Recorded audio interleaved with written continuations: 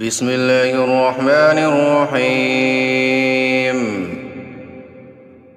الرحمن علم القرآن خلق الإنسان علمه البيان.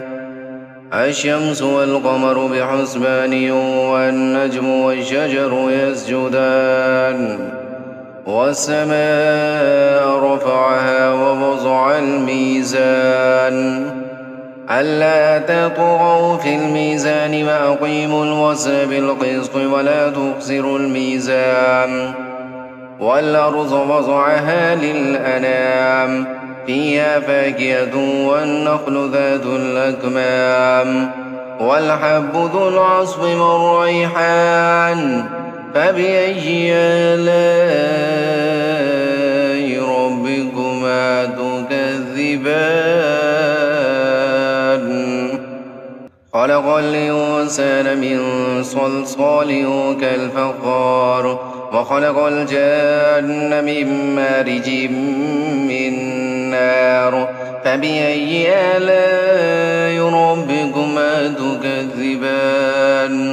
رب المشرقين ورب المغربين فبأي آلاء ربكما تكذبان. مرج البحرين يلتقيان بينهما برزخ لا يبغيان فبأي آلاء ربكما تكذبان. يخرج منهما اللؤلؤ والمرجان فبأي آلاء ربكما تكذبان. وله الجوار المنشآت في البحر كالأعلام فبأي آلاء ربكما تكذبان.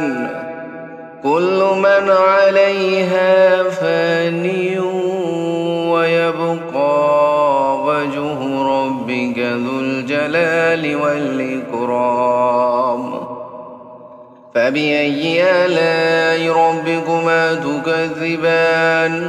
يسأله من في السماوات والأرض كل يوم هو في شأن فبأي آلاء ربكما تكذبان. سنفرغ لكم أيها الثقلان فبأي آلاء ربكما تكذبان.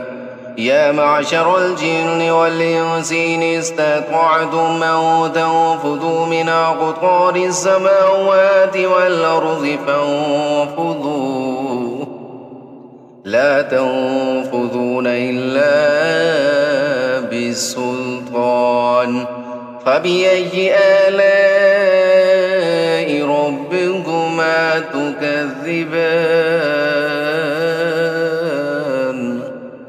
يرسل عليكما شواظ من نار ونحاس فلا تنتصران فبأي آلاء ربكما تكذبان. فإذا انشقت السماء فكانت وردة كالدهان فبأي آلاء ربكما تكذبان.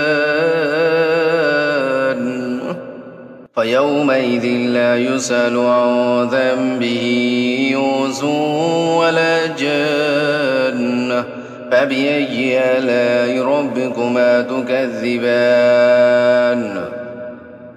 يعرف المجرمون بسيماهم فيؤخذ بالنواصي والأقدام فبأي آلاء ربكما تكذبان. هذه جهنم التي يكذب بها المجرمون يطوفون بينها وبين حميم آن فبأي آلاء ربكما تكذبان.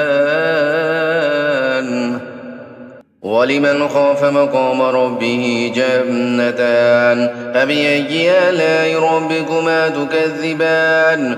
ذواتا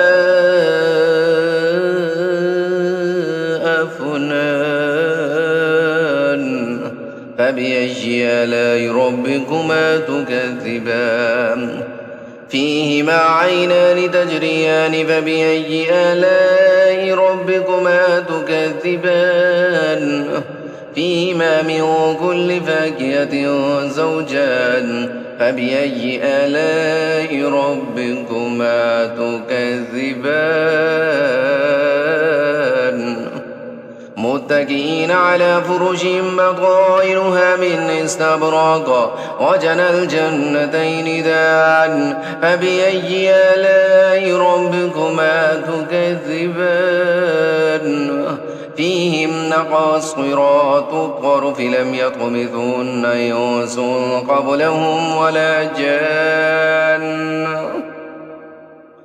فبأي آلاء ربكما تكذبان كأنهن الياقوت والمرجان فبأي آلاء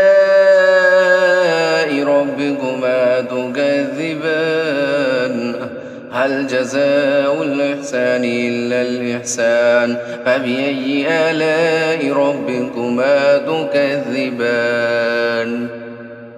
ومن دونهما جنتان فبأي آلاء ربكما تكذبان مدهامتان فبأي آلاء ربكما تكذبان فيهما عينان نضاختان فبأي آلاء ربكما تكذبان فيهما فاكهة ونخل ورمان فبأي آلاء ربكما تكذبان فيهن خيرات حسان فبأي آلاء ربكما تكذبان حور مقصورات في الخيام فبأي آلاء ربكما تكذبان لم يطمثهن إنس قبلهم ولا جان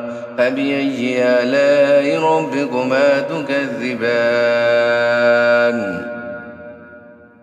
متكئين على رفرف خضر وعبقري حسان فبأي آلاء ربكما تكذبان تبارك اسم ربك ذي الجلال والإكرام